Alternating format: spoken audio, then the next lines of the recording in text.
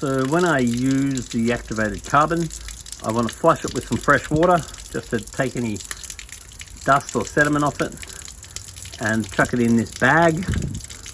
And a couple of months time, I'd want to chuck it out, give the bag a clean, and go again with some fresh carbon to keep the water nice and clear and smell free. Big turtles like can have a bit of smell too, so the carbon gets rid of the smell and clears up the water. Filter, we're wanting to remove water from the aquarium itself. Then we want to give the filter a rinse in water from the aquarium itself, so we're not exposing the good bacteria to chlorine.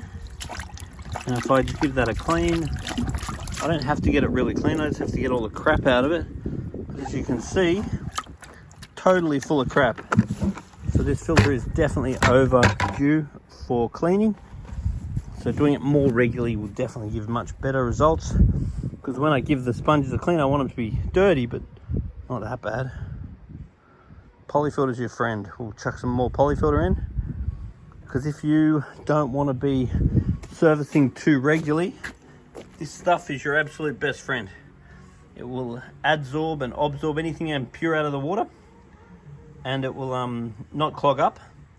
It will clean the particles, so therefore you can go a long time without cleaning and your tank will stay relatively clean, clear and healthy. It also removes a lot of accumulants, which is a lot of the things that build up in your water that we don't really know about, we can't really test for, but it gives you that peace of mind. I love this stuff, Polyfilter. When it's black, you chuck it out, it starts off around with your filter for whatever reason. Now, inside your filter is going to be lots of good bacteria. Now, the two ways to be conscious that you can stuff up your good bacteria. One is let it dry out. So try to focus on this job until you can get the filter back together again. You don't want any of this drying out, because drying out media can die. The other thing you don't want to do is let the filter media run out of oxygen. So you wouldn't want to have it just sitting underwater. And if you do have to transport any of this stuff, it's much better to transport it damp. So just put it a little bit wet into a bag or a lid bucket, and make sure that oxygen is exposed to the bacteria. Having the bacteria under the water for too long is how you choke it of oxygen, and that's not good. Okay, so the KH is 2.2, so I would like to see that come up. They've got that. GH is 11. Now that could be from too much water ager. That's okay. pH is 6.1, which is definitely too low. I want that more like 7.4 for turtles and fish. There's a tiny bit of ammonia, that's nothing really to worry about. No nitrite, which means the filter is working well, but nitrate is very high, 100.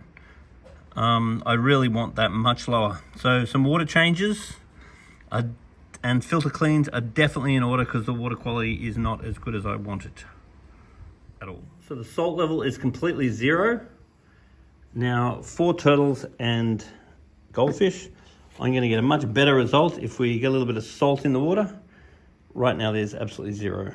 So I want to recommend some GH salts ASAP. Time you move your aquarium, you need to level it. Make sure it's nice and flat that way, and make sure it's nice and flat that way before you set it up. Otherwise you risk the integrity of your tank, which is not as fun as you'd think. Always be safe, always level. Now I'd want to be very aware of my calcium level, and I definitely want to fix that light. Make sure that it's not shining into the glass, and also make sure that tube for the light is not older than 1 year, because it will burn intensity and spectrum. The gases burn out, and there's also a bit of an indent on the top of this turtle, and they're all little bits of his shell falling off. So this process, we've been very gentle with him, but there is shell falling off, and I found quite a bit of shell in the tank. So I would want to start dosing calcium, putting in turtle calcium blocks, and I would want to sort that light out, which I'll do now. I am a little bit worried about these turtles having the shell fall off like that. Can't happen, but it's not ideal. Oh no, he's got no head.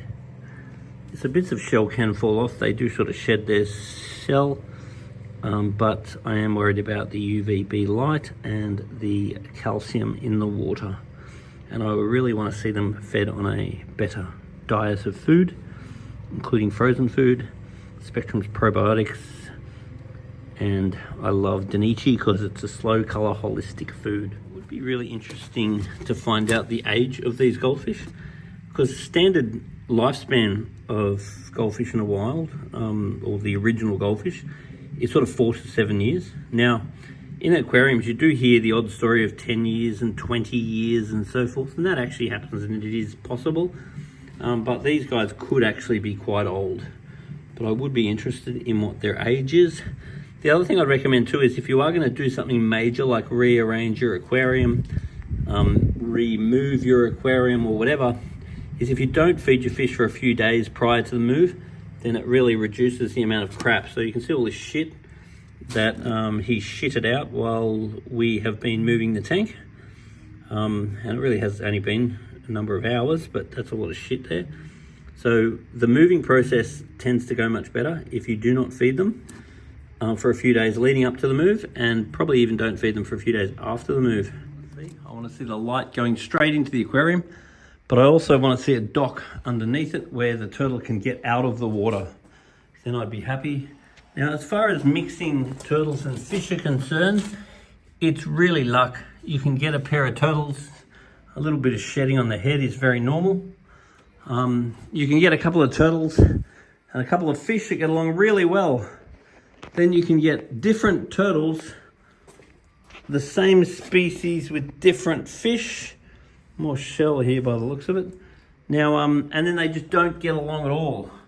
So as far as turtles getting along with each other, turtles getting along with fish, it's really just a matter of, will your dog get along with my dog? Sometimes they get along, sometimes they don't. Such good pets, actually. Turtles are pretty cool. They live for a long time, so 60 years and stuff. Wonderful part of the family. Beautiful pets. So when refilling the aquarium, what we want to do is fill up about 5 centimeters of water. Then we want to give it a dose of whatever water rager we're choosing. Work out the dose rate. Then, in a few days, you really want to get the water tested. And then if more GH, KH or whatever needs to be added, then we can deal with it. So let it raise 5 centimeters, then dose it, then raise 5 centimeters, then dose it. And once again, if this was my tank, I'd have a flipper.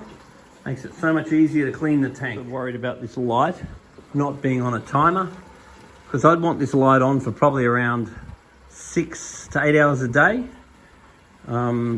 And I definitely don't want it 24/7, because I definitely don't want messed up fish that don't sleep, because they need to sleep. They can't just party on all day and all night. I'd really like to see the quality of these animals improve. A bit more love.